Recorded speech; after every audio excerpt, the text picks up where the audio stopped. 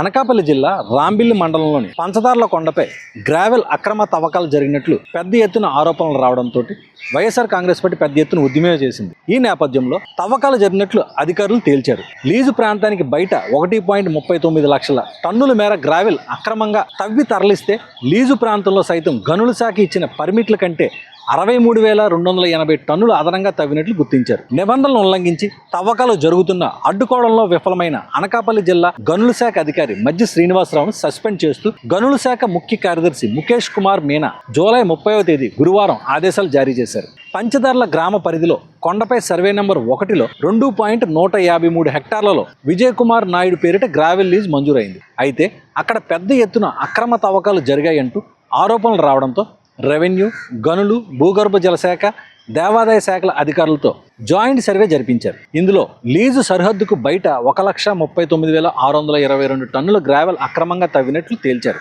Lease ప్రాంతంలో 1,67,280 టన్నుల తవ్వినట్లు గుర్తించారు. అయితే లీజుదారు గనుల శాఖ అధికారుల నుంచి 1.4 లక్షల టన్నుల గ్రావెల్కు పర్మిట్లు తీసుకున్నారు.